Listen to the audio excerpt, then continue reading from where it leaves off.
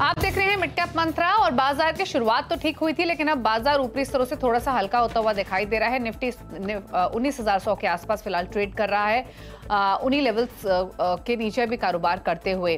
तो दिन के निचले स्तरों के आसपास अब मार्केट्स आकर ट्रेड कर रहे हैं। सिमिलर एक्शन आपको सेंसेक्स और बैंक निफ्टी में भी दिखाई देगा। सेंसेक्स भी 150 पौने 200 अंक नीचे है, बैंक निफ्टी भी लेगार्ड है आज के कारोबार में, लाल निशान में ट्रेड करते हुए 100 अंकों की कमजोरी अब देखने को मिल रही है। हालांकि अगर आप मिड कैप स्मॉल कैप्स को देखेंगे तो वो दोनों इंडेक्स भी ऊपरी स्तरों से हल्का हुए हैं, लेकिन फिर भी कंपैरेटिवली बेटर प्लेस्ड हैं और अब आधा % के आसपास की मजबूती आपको मिड कैप इंडेक्स में देखने को मिल रही है। स्मॉल कैप इंडेक्स 1/4% ऊपर कर रहा है ट्रेड। तो कंपैरेटिवली आज मिड कैप्स एक आउट परफॉर्मेंस दिखा रहे हैं आज के सेशन में। फटाफट से देखते हैं मार्केट की ब्रेथ और उसके बाद बाजार की बड़ी बातें भी आपको बताएंगे। इंटरनेशनल क्यूज को समझते हुए मार्केट की ब्रेथ पॉजिटिव, 1662 स्टॉक्स बढ़ने वाले हैं, 1284 स्टॉक्स से जो गिरावट के साथ कर रहे हैं ट्रेड। अब देखते हैं इंटरनेशनल संकेतों को, कल फेड की मीटिंग है, उससे पहले क्या रुझान देखने को मिल रहा है। यूरोपियन मार्केट्स मिक्स्ड ओपन हुए हैं, मेजर यूरोजोन डेटा आ चुका है, उसके बाद फ्लैट टोन पर ही यहाँ पर कारोबार होते हुए दिखाई दे रहा है। एशियन मार्केट्स की अगर देखेंगे शुरुआत, तो एशियन मार्केट्स मिले जुले हैं। कॉस्पी, हैंगसेंग ये तो 1-1.5% लुढ़के हुए हैं आज के कारोबार में। ताइवान भी 1% नीचे है, लेकिन बाइंग है निकेई में जो आधा % ऊपर कर रहा है ट्रेड। तो कोई खास एक्शन है नहीं। अमेरिका के फ्यूचर्स भी सुस्ती दिखा रहे हैं, बड़े इवेंट से पहले बिल्कुल फ्लैट ट्रेड कर रहा है डॉ फ्यूचर्स। नेस्डेक का फ्यूचर हालांकि दबाव में है, आधा % की गिरावट के साथ नेस्डेक का फ्यूचर ट्रेड कर रहा है, लगभग 58 नहीं, इनफैक्ट अब 60 अंक नीचे हो चुका है ये इंडेक्स नीचे की तरफ कारोबार करते हुए। चलिए अब तक हुआ क्या है मार्केट में, बाजार की बड़ी बातें आपके लिए लेकर आते हैं। तो ऊपरी स्तरों से मार्केट्स थोड़ा हल्का होते हुए दिखाई दिए हैं और निफ्टी अब 19,100 के नीचे आ चुका है। बैंक निफ्टी फ्लैट ट्रेड कर रहा है नेगेटिव बायस के साथ, 100 अंकों का दबाव यहां भी है, लेकिन मिड कैप्स में खरीदारी आधा % ऊपर। आउट परफॉर्मेंस देखने को मिल रही है सरकारी बैंकों के इंडेक्स में। पीएसयू बैंक इंडेक्स तेजी के साथ कारोबार करते हुए आज के सेशन में। पॉकेट्स देखेंगे तो energy, capital goods, health care stocks, oil and gas, IT, ये वो पॉकेट्स है जो दबाव के साथ कर रही हैं ट्रेड। वही रियल्टी, एफएमसीजी, एनबीएफसीज में बाइंग देखने को मिल रही है। कुछ स्मॉल कैप पॉकेट्स भी हैं, जैसे टेक्सटाइल स्टॉक्स हुए, फर्टिलाइजर स्टॉक्स हुए, यहाँ खरीदारी आज के कारोबार में देखने को मिल रही है। तो ये तो रहा मार्केट का एक्शन। अब बात करते हैं स्ट्रैटेजीज की। हमारे साथ अरिहंत कैपिटल मार्केट के रत्नेश गोयल मौजूद है। रत्नेश नमस्कार, स्वागत है आपका। बताइए पहले तो इंडेक्स पर राय, निफ्टी बैंक निफ्टी लेगार्डी दिखाई दे रहे हैं, क्या रेंज देख रहे हैं क्लोजिंग तक, क्या व्यू? गुड आफ्टरनून दीपाली जी, गुड आफ्टरनून एवरीवन, सभी दर्शकों को नमस्कार। अगर निफ्टी इंडाइसेस की बात करें तो डेफिनेटली अभी थोड़ा सा कंसोलिडेशन में दिखाई दे रहा है। ऐसा लगता है कि आज के सत्र में थोड़ा सा भी जो जो कंसोलिडेशन चल रहा है कंटिन्यू रह सकता है। तो इंडाइसेस में बहुत ज्यादा बड़े ट्रेड नहीं बनेंगे, पर अभी भी थोड़ा सा हायर साइड पर हम जाएंगे, थोड़ा सा सप्लाई देखने को मिलेगा। मेजर जो रेंज रहेगी 19,150 ही रहेगी हायर साइड में देखने के लिए। अगर 19,150 के ऊपर हम बंद करते हैं तो थोड़ी सी ये उम्मीद जगेगी कि हम 19,220 तक के लिए जा सकते हैं। डाउन साइड में जो सपोर्ट रहेगा वो 19,020 के आसपास में आएगा। तो ओवरऑल मुझे ऐसा लगता है कि अभी हम जो निफ्टी में देखेंगे तो ओवरऑल इसी रेंज में हम ट्रेड करते रहेंगे। बैंक निफ्टी में देखें तो बैंक निफ्टी थोड़ा सा ज्यादा ओवरऑल निफ्टी के कंपैरिजन थोड़ा सा ज्यादा कमजोर है बैंक निफ्टी, क्योंकि बैंक निफ्टी में ऑलरेडी 200 मूविंग एवरेज के नीचे क्लोजिंग दे दी थी। आज के सत्र में उसने ओपनिंग दी, पर वापस से ट्रेड करते हुए वापस हम नीचे फिसल गए और 200 मूविंग एवरेज के नीचे आ गए। तो मुझे ऐसा लगता है कि बैंक निफ्टी में थोड़ी सी कमजोरी जो है वो बनी हुई रह सकती है। बैंक निफ्टी थोड़ा सा अंडर परफॉर्म कर सकता है कंपेयर टू द निफ्टी। तो बैंक निफ्टी में अगर हम कहीं पे भी 43,100 से 43,200 के आसपास में थे तो वहां पे थोड़ा सा सेल के लिए हम सोच सकते हैं, जो कि 43,350 के स्टॉप लॉस है। मुझे ऐसा लगता है कि नीचे में कहीं ना कहीं वापस से हम 42,700 से 42,600 की रेंज में देख सकते हैं। तो ओवरऑल थोड़ा सा बैंक निफ्टी में कॉशन रहना चाहिए। निफ्टी या थोड़ा सा मिड कैप स्टॉक्स में थोड़ा सा मोमेंटम हमको कंटिन्यू रह सकता है। ओके, अच्छा, कुछ स्टॉक स्पेसिफिक ट्रेड्स निकाले हैं क्या आपने? बिल्कुल, जैसा मैंने कहा कि थोड़ा सा कुछ मिड कैप में हमको मोमेंटम देखने को मिल सकता है। तो जो 3 स्टॉक्स है मेरे पास में, तो तीनों स्टॉक्स पे मेरे हिसाब से हमारे दर्शकों को इंट्राडे के लिहाज से भी और थोड़ा सा मिड टर्म के लिहाज से भी ध्यान देना चाहिए। तो इसमें पहला जो स्टॉक्स है वो सीडीएसएल है। सीडीएसएल में काफी अच्छा एक कंसोलिडेशन का ब्रेकआउट आज के सत्र में हमको देखने को मिला है, काफी अच्छी वॉल्यूम एक्टिविटी देखने को मिली है। तो मुझे ऐसा लगता है कि सीडीएसएल में कहीं ना कहीं यहाँ पे 1410 रुपए का स्टॉप लॉस लगा लेना चाहिए। ऊपर में जो टारगेट बनेंगे अभी बहुत ही नियर टर्म में 1500 तक के बन सकते हो। कोई मिड टर्म के लिहाज से व्यू रखना चाहेगा तो यहाँ पे 1610 तक के भी टारगेट यहाँ पे हमको सीडीएसएल में देखने को बन सकते हैं। दूसरा जो स्टॉक्स है वो परसिस्टेंट है। परसिस्टेंट में पूरा आईटी सेक्टर को आउट परफॉर्म कर रहा है। इसमें एक फ्लैग पैटर्न का अच्छा ब्रेकआउट देखने को मिला था। तो मुझे ऐसा लगता है कि परसिस्टेंट में भी थोड़ा सा कोई मिड टर्म के लिहाज से भी रखना चाहे तो रख सकता है, और अगर इंटरडे के लिहाज से लेना चाहे तो वो भी ले सकता है। इंटरडे के लिहाज से स्टॉप लॉस लगा लें यहाँ पे 6120 का। मुझे ऐसा लगता है कि इसमें टारगेट जो बन सकते हैं वो 6190 से 6220 तक के बन सकते हैं। और एक तीसरा स्टॉक है शेल्बी हॉस्पिटल। शेल्बी में काफी अच्छा कंसोलिडेशन कंटिन्यू हायर फॉर्मेशन देखने को मिल रहा है। ये भी इंडाइसेस, मिड कैप इंडाइसेस में आउट परफॉर्म कर रहा है। अपने की एवरेजेस के बाद में सपोर्ट लेके काफी अच्छा इसने वापस से मोमेंटम दिखाया। तो यहाँ पे स्टॉप लॉस लगा सकते हैं 260 रुपए का। ऊपर में जो टारगेट बन सकते हैं वो 320 रुपए तक।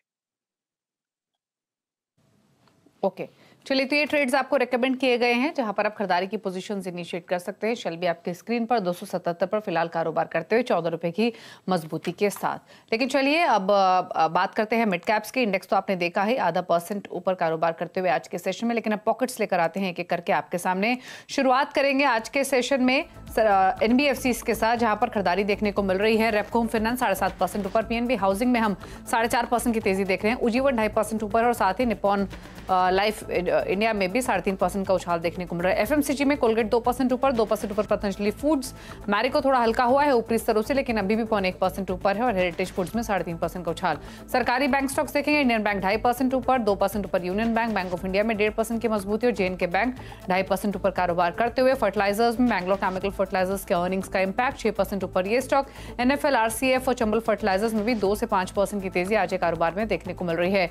रियल्टी स्टॉक्स, मैक्रोटेक डेवलपर्स 4% ऊपर, 1.5% ऊपर उबरा रियल्टी। शोभा में 2% का मूव। फिनिक्स मिल्स 1.5% ऊपर ट्रेड कर रहा है। कंज्यूमर ड्यूरेबल्स में stove craft, Whirlpool, blue star तेजी में।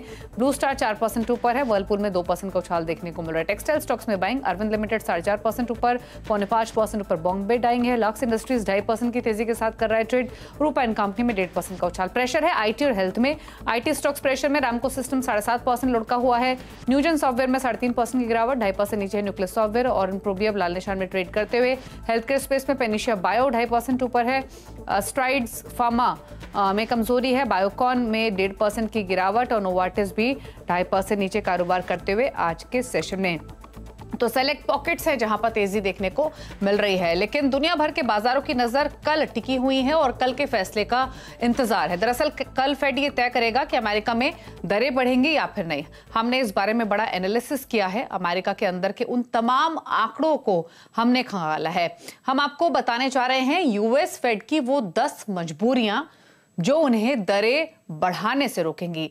चलते हैं मेरे सहयोगी नीरज बाजपेयी के पास, जो हमारे साथ मौजूद हैं। नीरज जी ने काफी रिसर्च और एनालिसिस की है ये पूरा प्रेजेंटेशन तैयार करने में, और ग्लोबल मार्केट्स को, डेवलपमेंट्स को काफी क्लोजली ट्रैक भी करते हैं। तो नीरज जी बताइए, क्या डिटेल्स हैं आपकी रिसर्च के बेसिस पे? देखिए, US फेड के सामने बहुत कम चॉइस है कि वो रेट बढ़ाएं, इसीलिए 10 पॉइंट मैं आपको ऐसे बताऊंगा जहां पे रेट बढ़ाने की गुंजाइश खारिज होती हुई दिखती है। पहला पॉइंट दिखाइए आप, हाउस होल्ड जो इनकम थी वहां पे लोगों के पास अब सेविंग्स बची नहीं। कोविड के समय बहुत कैश लोगों को दिया गया था, अपनी भी सेविंग्स थी, लेकिन अब वो महज 1% लोगों के पास सेविंग बची है। तो यानी बहुत ज़्यादा कंजम्पशन ड्राइव हो नहीं सकता यहाँ पे। दूसरा पॉइंट है स्टूडेंट लोन्स का, जो बाइडेन साहब ने रोक रखा था, लेकिन अभी बीच में जब सीलिंग तोड़ी गई तो ये शर्त रखी गई कि लोन अपना लोग पे करें। तो करीब 4 करोड़ 40 लाख लोग हैं जिनके पास स्टूडेंट लोन है, और 1 अक्टूबर से इसका रिपेमेंट शुरू हो गया है। $1.6 ट्रिलियन का लोन है जिसका रिपेमेंट शुरू हुआ है, यानी लोगों के ऊपर एक और बोझ पड़ रहा है। तीसरा देखिए आप, स्टिकी इन्फ्लेशन है। PCE जिसको फेड बहुत करीब से देखता है वो 4% के आसपास बना हुआ है, और फेड का टारगेट 2% है, यानी अभी भी दुगना है और वो नीचे नहीं आ रहा है। तो ये एक और बड़ी समस्या है। चौथा पॉइंट, डिलिक्वेंसीज बढ़ गई हैं, यानी लोन चुकाने में देरी हो रही है, और ये 2008 के हाई लेवल पहुंच गई। 2008 को याद होगा, फाइनेंशियल क्राइसिस का समय था, वहाँ पे भी जब सब प्राइम क्राइसिस हुआ था तो ऐसे डिलिक्वेंसीज बढ़ी थी, और ये लगभग 8% ऑटो लोन पे डिलिक्वेंसीज बढ़ रही हैं, जो एक बहुत हाई लेवल माना जा रहा है। तो ये एक और समस्या खड़ी हो रही है। आइए 5वें पॉइंट पे, डिफ़ॉल्ट रेट बढ़ गया है। अब तक हमने लोन के डिफ़ॉल्ट अमेरिका में नहीं सुने थे, लेकिन अब धीरे धीरे जो छोटे बैंक हैं उनके लोन डिफ़ॉल्ट होने लगे हैं, और ये लगभग 6% के आसपास पहुंच गए हैं, जो बहुत हाई रेट है। 6वां पॉइंट आइए, इंटरेस्ट कवरेज रेशियो, यानी जो कंपनियां लोन लेती हैं, जो लोग लोन लेते हैं, उसका जो खास तौर पे कंपनियां जो कवरेज करती हैं, लोन रिपेमेंट करती हैं, वो अब कम होता हुआ दिख रहा है। 2021 में 9.5% इंटरेस्ट कवरेज था, जो अब घट के 7.5% पे आ गया है। 7वां पॉइंट लेके आइए, बैंकिंग सेक्टर की लोन ग्रोथ पे बहुत इंपैक्ट पड़ा। दरअसल वहाँ पे जो हाई फ्रिक्वेंसी डेटा आता है, हमारे यहाँ भी आता है, उनके यहाँ वीकली हाई फ्रिक्वेंसी डेटा जो 2023 में आया है, यानी अभी हम लोग 52वें हफ्ते के करीब पहुँच रहे हैं, यहाँ से 6 हफ्ते 8 हफ्ते दूर हैं, अब तक का जो दिखाता है एवरेज वो 2% लोन ग्रोथ निकल के आ रही है, जो 2022 में 10.5% थी। क्यों ऐसा हुआ? क्योंकि होम लोन वहाँ पे 8.5% पे पहुँच गया है, ऑटो लोन 8% पे पहुंच गया है, इसलिए लोन ग्रोथ पे काफ़ी असर पड़ रहा है और छोटे बैंकों के सामने तो बहुत मुश्किल आ रही है। 8वें पॉइंट पे आइए, तेल की कीमतें, कच्चे तेल की कीमतें $90 के आसपास चल रही हैं और खाड़ी में जो तनाव है उसकी वजह से नीचे नहीं आ रही, काफ़ी वोलेटाइल है। अगर कोई स्थिति ऐसी बनती कि वो टेंशन बढ़ता है तो ये कीमतें बहुत ऊपर जा सकती हैं।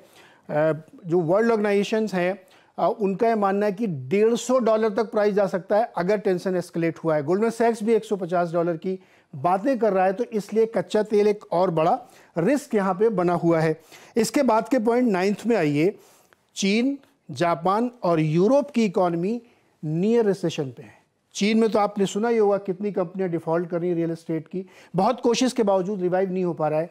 जापान में भी महंगाई काफ़ी बढ़ चुकी है, काफ़ी मुश्किल के दौर से गुजर रहे हैं और यूरोप में जर्मनी खास तौर पे रिसेशन के मुहाने पे खड़ी हुई है, तो ये एक और ग्लोबल सुस्ती का संकेत है। और 10वां पॉइंट आइए, नॉन इकोनॉमिक रीजन से यूएस में रेट्स बढ़ रहे हैं। नॉन इकोनॉमिक रीजन्स क्या है? यूएस डाउनग्रेड हुआ था, जापान में जो यील्ड कर्व है उसको 0.5 से बढ़ाकर 1% कर दिया गया, क्योंकि जापान सबसे बड़ा बॉन्ड होल्डर है यूएस ट्रेजरी का।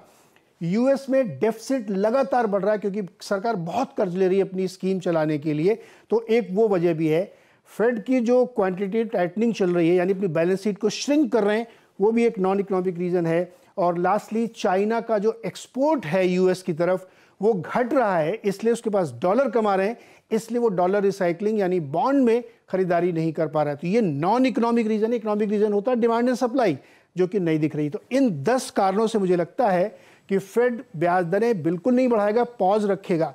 लेकिन अगर किसी हालत में उसने बढ़ाया और इस नाजुक स्थिति में भी रेट बढ़ा रहे हैं तो यूएस मार्केट और इकोनॉमी की वाट लग सकती है। अच्छा नीरज जी, क्विकली एक चीज और, क्योंकि आप इन डेवलपमेंट्स को बहुत बखूबी समझते हैं, कितना सरोकार आप इस बात से रखते हैं जो कुछ ग्लोबल ट्रेडर्स की तरफ से स्टेटमेंट आ रहे हैं कि 2023 में तो शायद फेड की तरफ से कोई हाइक होगा ही नहीं, अगर हाइक हुआ भी इन सिनेरियो के बीच में तो शायद वो 2024 के मिड तक एक्सटेंड हो सकता है। आप कितना सरोकार रखते हैं इस बात से? बिल्कुल तार्किक बात है ये। इकोनॉमिक्स का लॉजिक ये कहता है कि जब तक आप 1-2 रेट हाइक नहीं लेंगे इन्फ्लेशन टूटेगा नहीं, क्योंकि जॉब मार्केट बहुत हॉट है, इकॉनमी आप देख रहे हैं 4.9% से ग्रो कर रही है, तो उसको तोड़ने के लिए रेट बढ़ाने पड़ेंगे। लेकिन अगर आप रेट बढ़ाते हैं तो ये जो 10 रीजन्स हैं ये आपके लिए भारी पड़ेंगे, फिर आपकी इकॉनमी मुश्किल में आ जाएगी। लेकिन आपकी बात सच है, मैं इसको एग्री करता हूँ कि आज नहीं तो कल रेट बढ़ाने ही पड़ेंगे इनको। तो अगर ये डिले करते हैं इस बार तो हो सकता है 24 में बढ़ाने पड़े। जी शुक्रिया नीरज जी, विस्तार में आसान भाषा में समझाने के लिए। क्या स्थिति है अमेरिका में, क्या मजबूरियां हैं फेड की और क्या एक्सपेक्ट करना चाहिए फेड की आने वाली पॉलिसी मीट या मीटिंग्स की तरफ से। चलिए रुक रहे हैं इसी के साथ एक ब्रेक के लिए। ब्रेक के उस पर अर्निंग्स पर फोकस करेंगे, पिटलाइट के कैसे नंबर्स रह सकते हैं बताएंगे आपको छोटे से ब्रेक के बाद।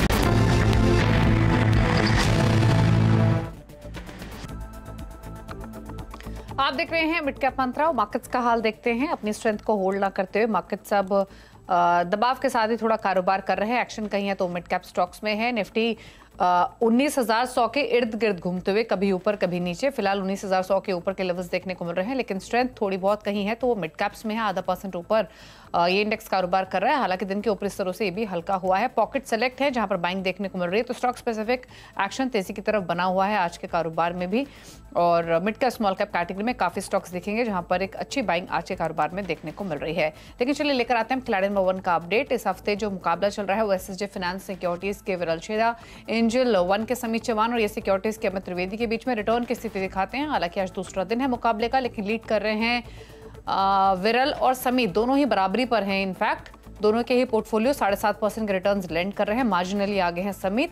अमित त्रिवेदी का पोर्टफोलियो 2% की बढ़त के साथ अभी रिटर्न्स लैंड करते हुए, लेकिन एक इंटरेस्टिंग कंपटीशन विरल और समीत के बीच में।